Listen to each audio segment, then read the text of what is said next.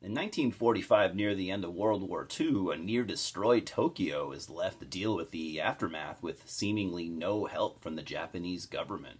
And if that's not enough, they also have to deal with the giant nuclear-powered mutated monster called Godzilla. Sound cool? Good, because I'm here to talk about Godzilla -1 from 2023. So despite Godzilla being around for almost 70 years, I only recently became a huge fan.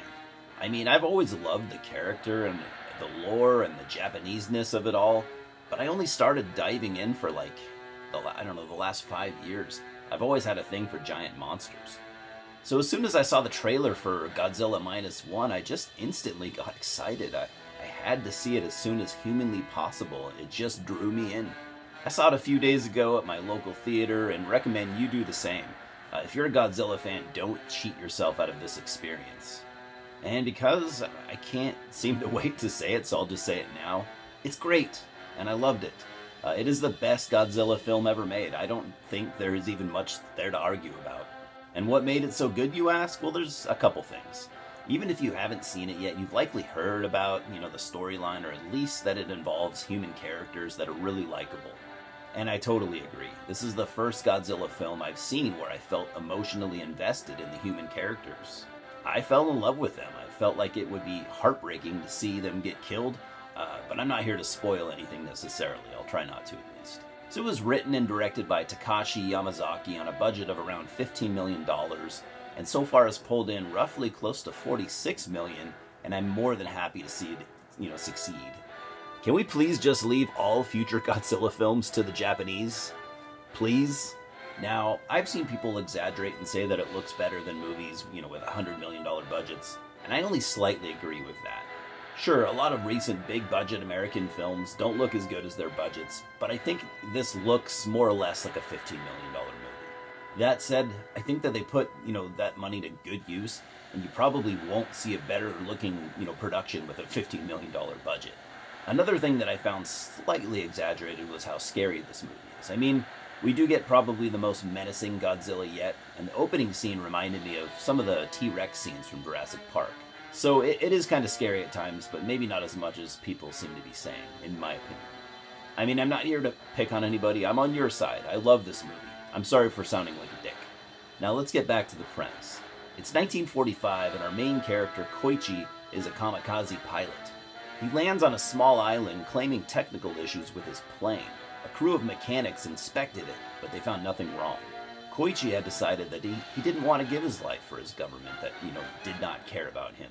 He didn't want to cause even more destruction than was already caused by the war. That same night, Godzilla emerges from the ocean and attacks Koichi and the mechanics. They order him to get in his plane and gun the monster down, but he freezes up and does not shoot. He wakes up the next morning after being knocked unconscious and sees that only one of the mechanics survived the attack and is blaming Koichi for not fighting back. He soon returns to Tokyo and finds a decimated city and learns that his parents died from the bombing. Stricken with survivor's guilt and PTSD, he has nightmares every night and doesn't know what to do about it. He's also blamed by a lot of people for not doing his job as a kamikaze and possibly, doing his part in stopping the war. He meets a young woman named Noriko who is trying to take care of a baby whose parents were killed during the bombing. He tells her that it's foolish and that she has no business trying to care for an infant, but he also feels obligated to help them. He gets a dangerous job on an ocean minesweeping boat tasked with recovering live mines. He isn't worried about the danger because he feels like he doesn't deserve to live anyways. Besides that, it was the only job he could find and he needed money to help Noriko and the baby. So the three of them kind of become like a family unit, with Noriko having feelings for Koichi, despite him being, pretty much emotionally unavailable. You get to know the rest of the crew that Koichi works with, and you really care for them as well. I mean, these are fleshed out characters with individual personalities, and you can't help but just love them. They all have big hearts, and they all care about each other, and you are fully emotionally invested. You learn soon that the Japanese government has dubious plans for the minesweeping crew, but I will leave that for you to find out. This is a very touching film that could have been a great standalone drama, even with Godzilla taken out of it entirely. It touches heavily on PTSD, the ugliness of war, and governments using people as disposable pawns with zero care about them.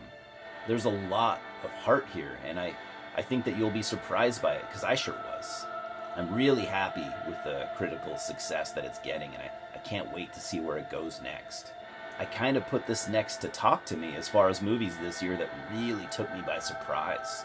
I'm giving Godzilla -1 a 10 out of 10. I have zero complaints about it, and it was such a breath of fresh air. It did everything right where so many Godzilla films failed, and then some. This was a masterpiece of storytelling, and I loved it. I appreciate all the emotion that is missing from so many movies nowadays. It makes not just monster movies look bad, it makes most modern movies in general look bad. Take notes, because this is how it's done. Let's bring heart back into filmmaking. Cheers, guys.